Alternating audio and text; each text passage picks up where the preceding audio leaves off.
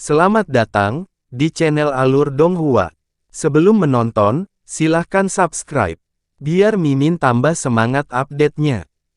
Leluhur Agung Surga Abadi dipaksa menunjukkan dirinya untuk mempertahankan wilayahnya hanya untuk dibunuh dengan cara yang memalukan dan banyak lagi. Dia menjadi saksi sampai akhir dari kerajaan wilayah timur. Kota bulan suci sangat sunyi malam ini. Bulan sabit di langit juga begitu jernih dan terang sehingga mewarnai kota itu dengan kilau perak yang indah.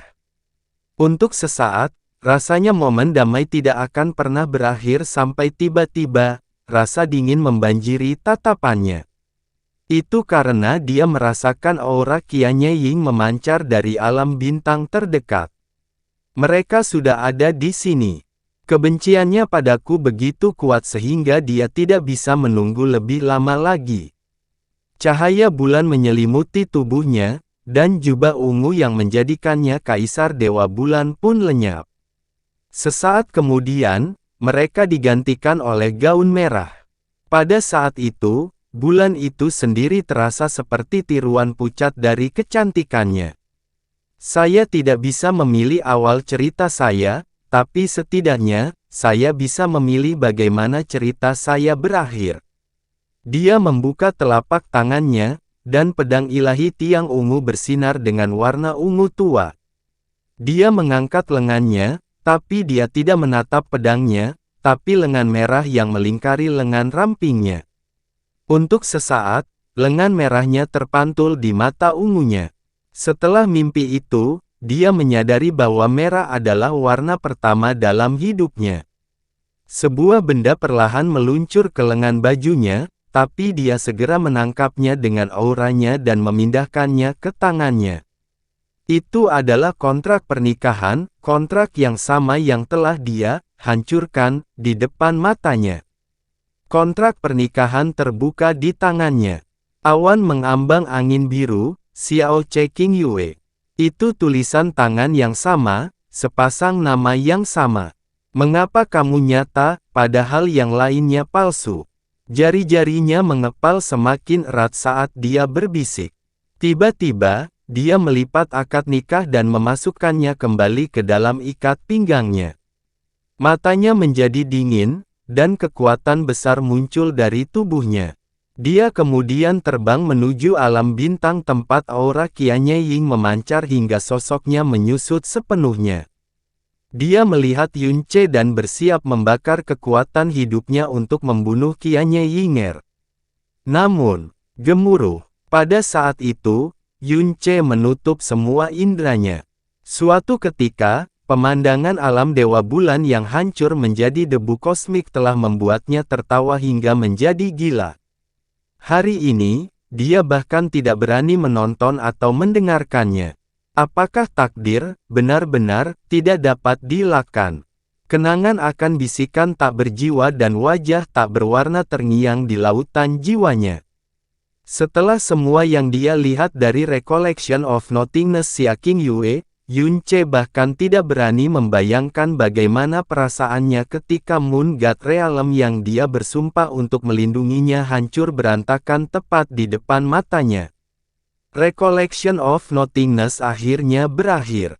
Semua yang terjadi setelahnya adalah kenangan yang mereka berdua bagikan. Mengalaminya kembali adalah semacam penyiksaan yang melebihi apapun yang bisa digambarkan oleh Yun Ce. Di dunia nyata, tubuhnya bergerak-gerak, giginya bergemeletuk, dan wajahnya berlinang air mata. Tidak peduli berapa kali dia mengatupkan giginya, air mata tidak berhenti mengalir. Apakah kamu menyesal mempelajari semuanya? Kesadarannya telah kembali ke dunia nyata sebelum dia menyadarinya, tapi suara sementara itu masih terngiang dengan jelas di benaknya. Yun Ce tidak menjawab. Dia tidak bisa. Kamu masih punya satu kesempatan.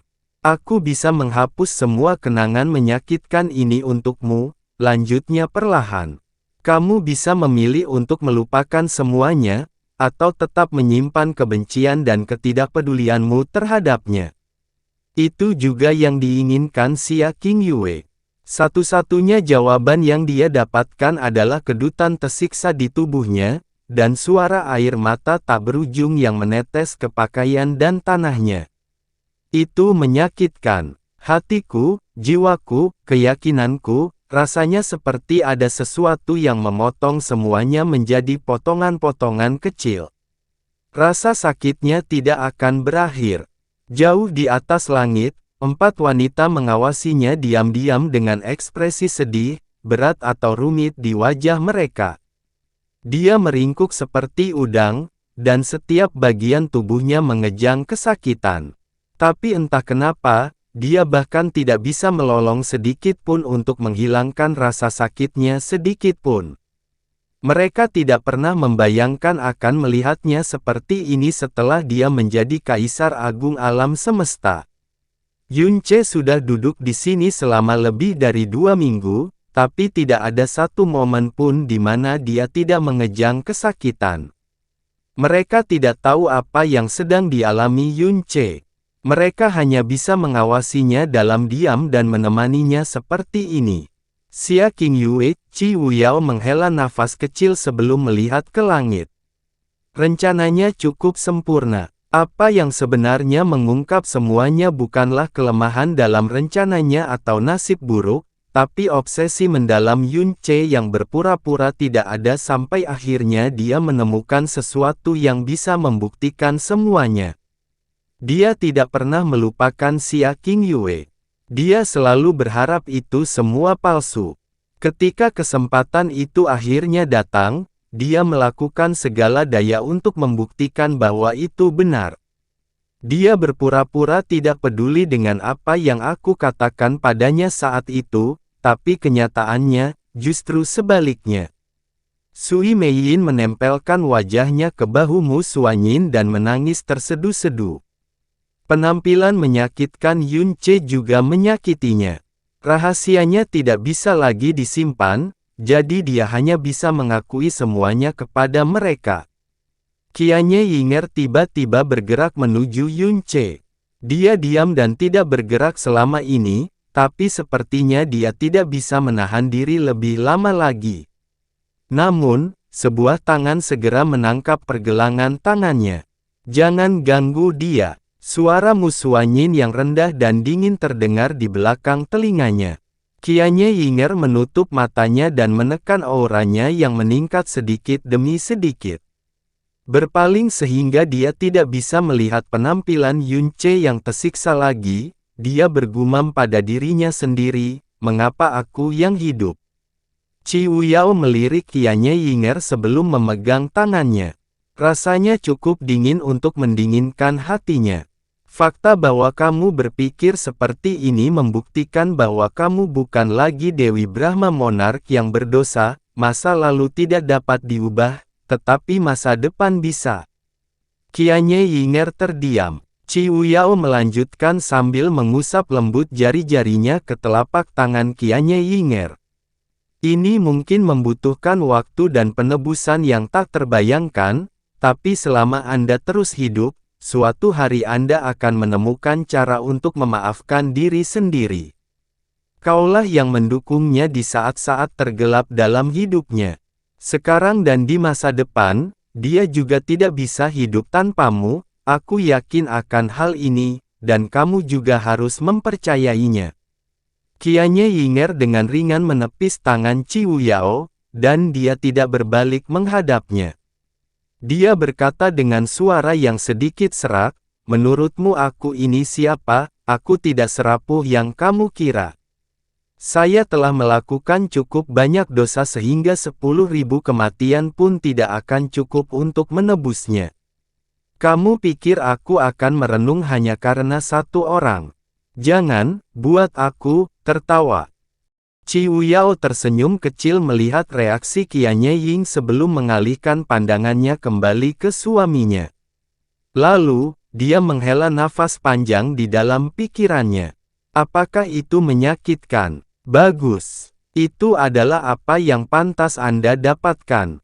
Semua yang dia lakukan untukmu, semua yang dia korbankan untuk menyelamatkanmu. Ini mungkin menyakitkan seperti 10.000 pedang menusuk jiwamu, tapi itu masih lebih baik daripada tidak pernah mengetahui kebenarannya, bukan? Yunce tidak tahu berapa lama waktu telah berlalu saat dia mengalami recollection of nothingness. Itu adalah mimpi yang panjang, nyata, dan kejam.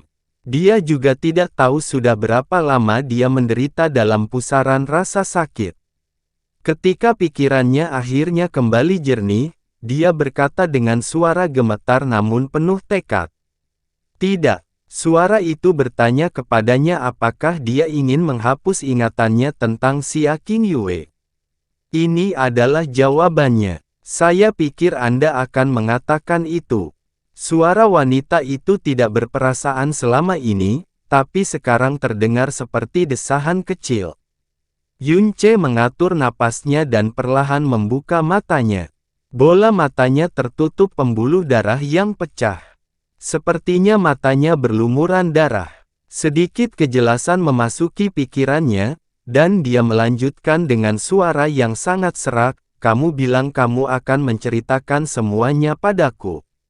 Dia mengganggu takdir, alasan dia memilih untuk mengakhiri hidupnya sendiri. Katakan padaku, katakan padaku. Maumu? Wanita itu mengiyakan. Dia tidak berusaha menghindari pertanyaan itu atau menunda hal yang tak terhindarkan. Cahaya terang yang menyinari dirinya menghilang sekali lagi, dan kesadarannya memasuki kembali dunia keabu-abuan yang tak terbatas. Ketika wanita itu berbicara lagi, rasanya suaranya semakin jauh dan sementara. Dahulu kala, primal chaos hanyalah kumpulan kekacauan. Butuh waktu lama sebelum lambat laun terpecah menjadi dua ekstrim berbeda, yaitu yin dan yang. Yunce terdiam. Waktu yang tak terhitung jumlahnya berlalu, dan makhluk hidup pertama lahir di tengah-tengah kedua tubuh itu. Itu adalah asal mula kehidupan di primal chaos. Semua kehidupan yang datang setelahnya mengenalnya sebagai dewa leluhur. Tunggu, Yunce memilih momen ini untuk menyela suara itu. Aku ingin tahu apa yang terjadi pada Qingyue, bukan asal-usul primal chaos. Namun kita harus membicarakannya jika saya ingin menjelaskan keberadaan dan nasibnya dengan benar. Jawabannya mengejutkan Yunce dan membuat pikirannya yang tidak terorganisir menjadi kacau sekali lagi. Nasib Qingyue adalah terikat dengan asal-usul primal chaos. Dia telah mendengar setiap kata sejelas siang hari, tapi kata-kata itu sama sekali tidak masuk akal ketika dirangkai menjadi sebuah kalimat. Jadi dia mengumpulkan fokusnya dan diam-diam menunggu suara itu berbicara lagi. Seiring berjalannya waktu, dia yang kemudian dikenal sebagai dewa leluhur semakin sadar diri dan cerdas. Dialah yang menciptakan bahasa, energi yang mendalam, seni yang mendalam, dan banyak lagi, namun, semakin lengkap kesadarannya, semakin dia dipenuhi dengan kesepian yang tak terbatas. Dia diasuh dari primal chaos. Baik kekuatan maupun nyawanya terikat pada dua tubuh ekstrim primal chaos. Selama dia terus ada, kekuatan kehidupan primal chaos akan terkonsentrasi pada dirinya, dan tidak akan pernah bisa melahirkan kehidupan kedua.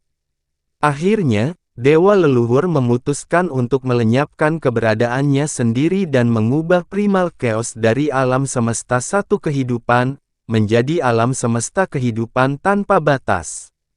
Oleh karena itu, dia mengubah strukturnya dan menciptakan undang-undang yang berfungsi. Ketika semuanya sudah siap, dia melenyapkan dirinya sendiri dan menyebarkan kekuatan hidup dan kekuatannya ke seluruh primal chaos. Sebelum dia tersingkir sepenuhnya, dia mengukir sebagian dari ingatan dan kekuatannya menjadi 8 bagian kehidupan khusus. Maka primal chaos menyambut era yang benar-benar baru, dan banyak sekali kehidupan yang lahir di seluruh alam semesta. Yang pertama berasal dari 8 fragmen kehidupan itu sendiri. 4 fragmen kehidupan mendarat di utara primal chaos dan melahirkan 4 kaisar iblis, dan 4 lainnya mendarat di selatan primal chaos dan melahirkan 4 dewa penciptaan. Begitulah asal-muasal para dewa dan iblis. Itu menandai dimulainya era para dewa. Sejujurnya, apa yang disebut rahasia kuno ini tidak terlalu rahasia. Alam dewa memiliki catatan rinci tentangnya, dan Yun Ce telah mendengarnya dari jiwa gagak emas ketika dia masih berada di alam bawah. Namun, kata-kata selanjutnya dari suara itu mengubah segalanya.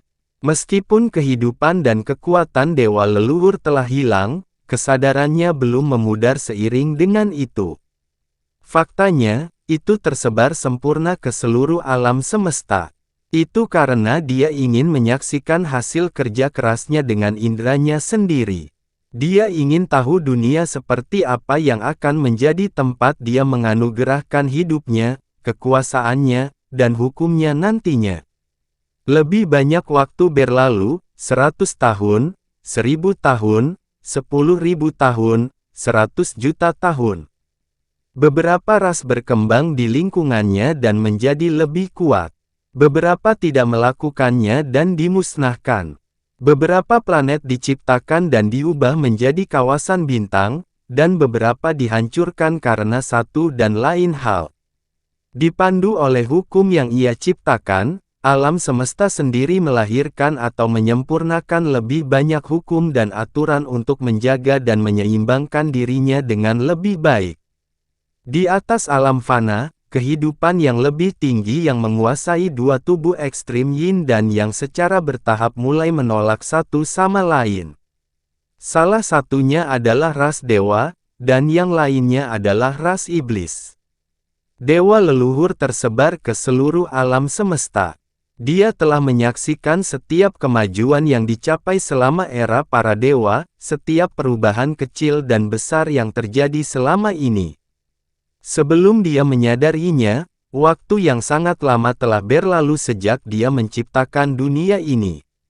Meski begitu, dia tidak menghilangkan kesadarannya sendiri karena dia telah terikat pada dunia yang dia ciptakan.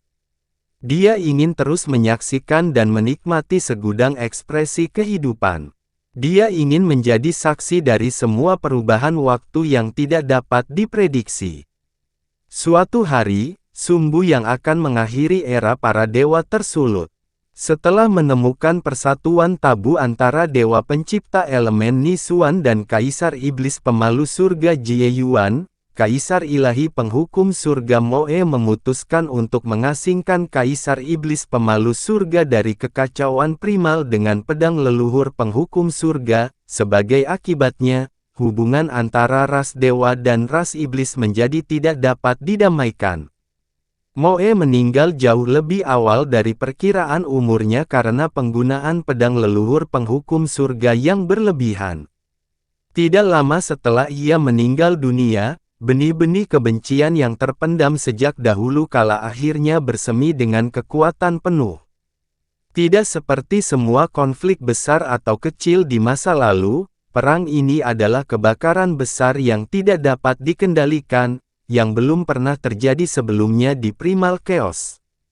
Kekuatan ilahi meletus di seluruh Primal Chaos. Tak terhitung banyaknya orang tak berdosa yang terbunuh, dan tak terhitung banyaknya ruang yang dihancurkan. Lebih penting lagi, aura dan hukum Primal Chaos dipelintir atau dihancurkan sedikit demi sedikit. Bagi dewa leluhur, perang besar ini tidak lebih dari sebuah pengalaman menarik. Apapun yang terjadi di era ini, perubahan, kehancuran, kelahiran kembali, itu semua hanyalah konsekuensi dari pilihan yang dibuat oleh kehidupan yang menjalaninya. Bukan saja dia tidak menyesali akhirnya, dia bahkan menantikan era baru yang akan lahir dari perang besar ini. Namun, pada titik waktu tertentu di akhir perang, dia tiba-tiba menyadari adanya gangguan yang tidak wajar. Energi alam semesta purba, energi roh dari jalan ilahi, dan aura kegelapan yang jahat di tengah ruang yang bergejolak ini, semuanya membanjiri ke arah tertentu. Jurang maut. Saat itulah dia menyadari bahwa cacat dan retakan telah muncul pada hukum yang dia berikan kepada abis. Jurang maut. Yunce berbisik tanpa sadar. Dasar dari keberadaan adalah keseimbangan, suara wanita itu menjelaskan. Di mana ada keberadaan, di situ ada kepunahan. Primal chaos yang kamu tahu hanyalah setengah dari primal chaos yang asli. Separuh tempatmu berada disebut dunia eksistensi. Separuh lainnya yang tidak Anda ketahui disebut dunia kepunahan. Dewa leluhur menamakannya jurang neraka. Jurang maut. Kedua kata itu langsung mengingatkannya pada fenomena paling misterius dan menakutkan di dunia, jurang ketiadaan. Seolah merasakan pikiran Yunce, suara itu menjawab, ini adalah apa yang sekarang dikenal sebagai jurang ketiadaan. The Abyss of Nothingness akan mengembalikan semuanya ke ketiadaan suatu hari nanti, gumam Yunce. Dan kekuatan yang dimilikinya adalah energi kepunahan. Kamu kurang lebih benar, jawabnya. Pada mulanya energi keberadaan dan energi kepunahan sama-sama ada di alam semesta yang sama. Secara alami, dewa leluhur tidak dapat melenyapkan dirinya sendiri atau menciptakan kehidupan baru. Salah satu modifikasi terbesar yang dilakukan dewa leluhur terhadap primal chaos adalah memisahkan energi keberadaan dan energi kepunahan menjadi dua tubuh berbeda dan mengisolasinya sepenuhnya. Itulah sebabnya primal chaos terpecah menjadi dua dunia, alam semesta saat ini, dan abis. Alam dewa permulaan ada bukan untuk menghubungkan kedua dunia, tetapi untuk bertindak sebagai penghalang yang semakin memisahkan mereka. Setelah dewa leluhur menghilang, kehidupan menghuni dunia keberadaan, tetapi tidak ada yang lahir di dunia kepunahan. Dalam ingatan yang ditinggalkan dewa leluhur kepada keturunannya, disebutkan bahwa dunia kepunahan dan energi kepunahan terletak di balik jurang maut, dan bahkan dewa atau iblis sejati pun tidak mampu bertahan di dalamnya. Siapapun atau apapun yang jatuh ke dalam jurang maut akan dimusnahkan sepenuhnya. Jeda kemudian, suara itu mendesah. Apakah keputusannya untuk memisahkan kepunahan dan keberadaan adalah keputusan yang tepat? Apakah dia berhasil membangun keseimbangan baru untuk primal chaos, atau dia hanya menghancurkan keseimbangan alaminya? Keadaan terbaik yang seharusnya, itu bukanlah sesuatu yang bisa dikatakan oleh dewa leluhur sendiri pada saat itu. Melihat perkembangan dan kemakmuran dunia saat ini, setidaknya itu bukanlah keputusan yang buruk. Lanjutkan. Yunce mencoba mendesak suara itu untuk melanjutkan. Hatinya membara karena keinginan untuk mengetahui apa hubungannya semua ini dengan Xia Qingyue. Selain itu, meskipun dia sedang kebingungan saat ini, dia menyadari bahwa suara itu berbicara kepadanya di lautan jiwanya. Tidak lain adalah kehendak dewa leluhur itu sendiri. Semua yang dia katakan padanya sejauh ini adalah sesuatu yang hanya diketahui oleh dewa leluhur sendiri. Dia tidak pernah membayangkan bahwa suatu hari dia akan berinteraksi dengan satu-satunya keberadaan yang lebih tinggi daripada Kaisar Iblis dan Dewa Penciptaan, eksistensi tertinggi sejati di seluruh primal chaos. Alasan dia bisa berinteraksi dengannya, apakah itu karena dia mengembangkan panduan surga yang menentang dunia, seni ilahi leluhur yang dia tinggalkan? Ruang angkasa akan runtuh, kekuatan akan memudar, kehidupan akan memudar, dan cahaya akan meredup, tidak ada yang namanya keabadian sejati di dunia ini. Segala sesuatu, bahkan kekuatan dan hukum yang ditinggalkan oleh dewa leluhur sendiri suatu hari akan lenyap. Pembaptisan waktu dan dampak negatif dari perang besar antara dewa dan iblis, hukum yang diberikan kepada jurang neraka akan hancur dengan sangat cepat saat kelemahan pertama muncul, dan kehendak dewa leluhur dengan cepat mengetahuinya secara langsung. Ketika dia mencoba untuk memeriksa abis, dia terkejut menemukan bahwa Abyss entah bagaimana telah melepaskan diri dari hukumnya. Bahkan keinginannya pun tidak bisa memasuki Abyss lagi. Biasanya, dewa leluhur tidak akan pernah ikut campur dalam kejadian di alam semesta. Segala sesuatu yang terjadi adalah pilihan zaman, dan dia hanyalah pengamat yang acuh tak acuh terhadap semuanya. Lagi pula, dia tidak bisa ikut campur. Dia telah menghilangkan keberadaannya sendiri dan hanya meninggalkan keinginannya saja. Namun, Abyss adalah cerita yang sama sekali berbeda, terutama karena ia telah melanggar hukumnya. Dia adalah pencipta Abyss, jadi dia lebih tahu dari siapapun apa isinya. Jika energi kepunahan di dalamnya lepas kendali dan tumpah ke dunia eksistensi, apapun akan hancur. Yun Ce terdiam. Pernyataan suara itu mengejutkannya, tapi dia tidak terlalu khawatir. Catatan yang berasal dari era para dewa jelas terbatas, tetapi sejauh yang dia tahu, tidak ada seorang pun yang pernah menemukan sesuatu yang abnormal mengenai jurang ketiadaan sejak tahap akhir perang besar antara para dewa dan iblis hingga sekarang.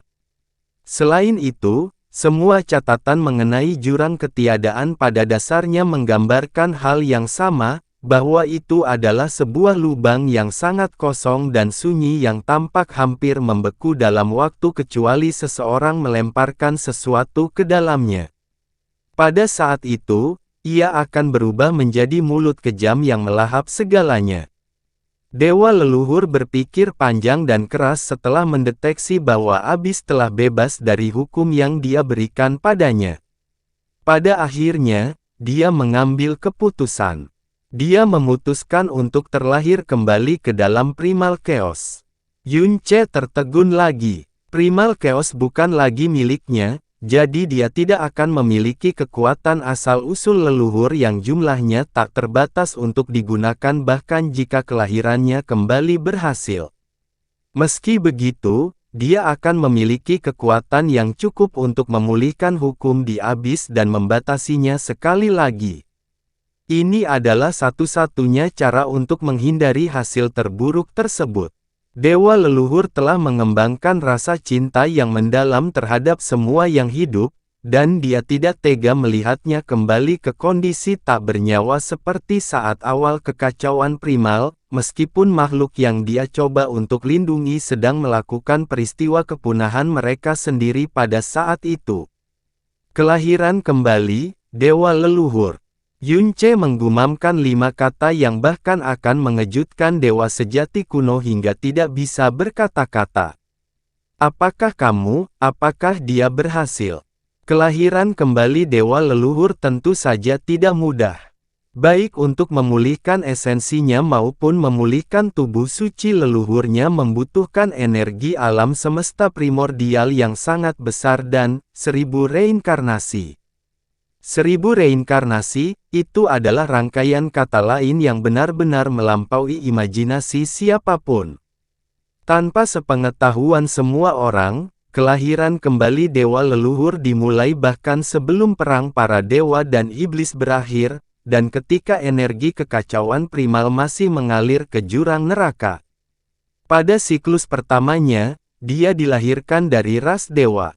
Dia berangsur-angsur terbangun sebagai dewa sejati seiring bertambahnya usia, dan dia seharusnya berumur panjang jika dia tidak dilahirkan di tengah perang yang paling mengerikan. Dia meninggal ketika baru berusia 6000 tahun. Pada siklus keduanya, dia terlahir dari ras iblis. Dia hanya hidup 4000 tahun karena alasan yang sama. Pada siklus ketiganya, dia terlahir sebagai putri ras laut, tapi dia masih mengalami nasib serupa meski bukan milik ras dewa atau ras iblis. Dia tewas dalam salah satu pertempuran antara dewa dan iblis.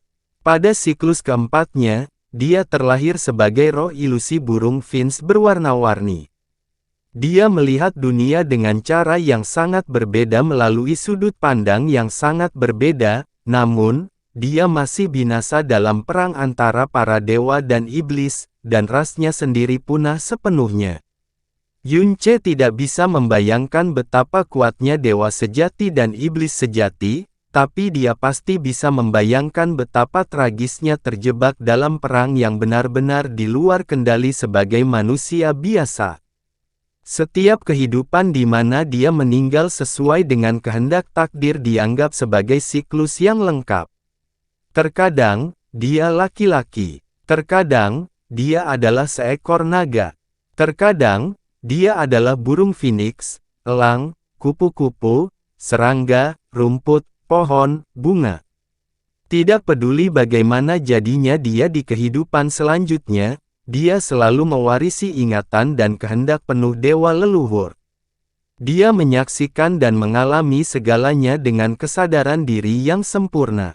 Kemudian, ras iblis yang terpojok membuka segel bayi jahat, menyebabkan kesengsaraan segudang, dan akhirnya mengakhiri perang besar mereka dengan kehancuran bersama. Ketika tidak ada lagi dewa atau iblis di alam semesta ini, manusia yang selamat melakukan perjalanan ke alam mereka untuk mencari warisan mereka dan memulai era baru yang tidak bertuhan. Itulah era yang kamu kenal sekarang. Sementara itu, dewa leluhur masih melanjutkan 1000 siklus reinkarnasinya. Pada titik ini, energi primal chaos masih terkuras ke dalam abis, namun kecepatan pengurasannya juga semakin lambat. Sepertinya hanya masalah waktu saja sebelum semuanya benar-benar berhenti. Generasi datang dan pergi jauh lebih cepat di era yang tidak bertuhan ini, dan banyak sekali peristiwa yang terjadi hanya dalam kurun waktu 1 juta tahun. Umur rata-rata makhluk hidup juga telah sangat memendek, meskipun ini merupakan anugerah besar bagi dewa leluhur. Itu berarti dia akan menyelesaikan siklusnya jauh lebih cepat dari yang dia perkirakan sebelumnya. 10 siklus, 100 siklus, 600 siklus, 900 siklus. Akhirnya, dia menyelesaikan siklus 999, dan itu membutuhkan waktu kurang dari 10% dari perkiraan waktu untuk mencapainya. Semakin pendek waktu yang dibutuhkannya untuk terlahir kembali ke dunia ini, semakin rendah kemungkinan abis lepas kendali sebelum dia siap. Tidak diragukan lagi, ini adalah hasil terbaik. Dewa leluhur memulai siklus terakhirnya, namun yang paling penting dari semuanya. Jika dia mampu menyelesaikan siklus ini, kekuatan suci leluhurnya dan tubuh suci leluhurnya akan terlahir kembali sepenuhnya. Lagi pula, dia telah meminjam sedikit aura alam semesta saat ini untuk terlahir kembali di dunia ini, artinya dirinya yang baru tidak akan seperti dewa leluhur seperti dulu. Dia akan menjadi eksistensi mandiri yang bersahabat dengan primal chaos dan tidak akan mengubah aturan dan hukum yang ada dengan cara apapun. Lagi pula, siklus terakhir kehidupannya haruslah merupakan siklus yang benar dan lengkap. Berbeda dengan 999 siklus sebelumnya, dia tidak akan mewarisi kehendak atau ingatan dewa leluhur. Dia akan mulai menjadi individu baru dengan kemauannya sendiri. Adapun kehendak dan kenangan leluhurnya, itu akan disegel di dalam jiwa leluhurnya. Mereka hanya akan terbangun ketika dia telah mencapai akhir hidupnya. Yunce mendengarkan dalam diam, tapi guncangan di hatinya sebanding dengan badai laut. Jika dewa leluhur menyelesaikan siklus hidupnya yang terakhir, dia akan terlahir kembali di dunia ini. Sebelum hal itu terjadi, kehendak leluhur seharusnya tidak aktif. Namun, Yunce yakin bahwa suara yang berbicara kepadanya adalah kehendak leluhur itu sendiri. Apakah ini berarti dewa leluhur telah menyelesaikan siklus reinkarnasi terakhirnya? Apakah dewa leluhur yang terlahir kembali ada di alam semesta ini sekarang? Pada siklusnya yang ke-1000, dewa leluhur dilahirkan di kota kecil rata-rata di planet alam rendah. Ibunya meninggal karena depresi tidak lama setelah dia lahir, jadi ayahnya harus membesarkannya sendirian. Dia punya banyak kerabat, Tetapi mereka semua memandangnya dengan acuh tak acuh ketika dia membelakangi mereka. Namun, masa kecilnya tidak suram sedikit pun. Ayahnya sangat menyayanginya, dan dia tumbuh bersama teman masa kecilnya. Dia adalah keponakannya. Padahal, dia sebenarnya 1 tahun lebih tua darinya. Jiwa Yun Ce tiba-tiba menegang. Tunggu sebentar. Hidup bersama memungkinkan hubungan mereka berkembang hingga mereka hampir tidak dapat dipisahkan. Namun, ketika mereka mendekati usia kultivasi, ditemukan bahwa keponakannya mengalami patah pembuluh darah yang dalam. Dia menjadi orang cacat yang dikasihani atau diremehkan semua orang. Kali ini, setiap senar dalam jiwa Yun Ce bergetar seperti daun. Ketika mereka masih muda, keponakannya tidak membiarkan dia menderita keluhan sekecil apapun.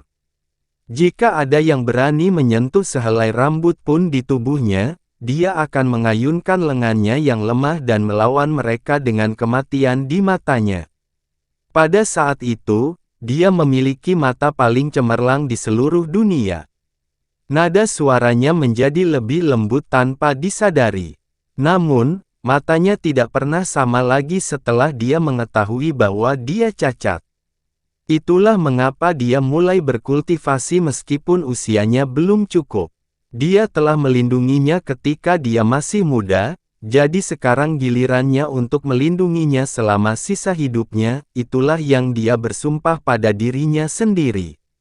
Biasanya, dia juga semakin terikat padanya hingga dia menjadi cemas dan mulai mencarinya ketika dia meninggalkan pandangannya bahkan untuk sesaat. Cinta yang mendalam bukanlah satu-satunya alasan dia ingin melindunginya.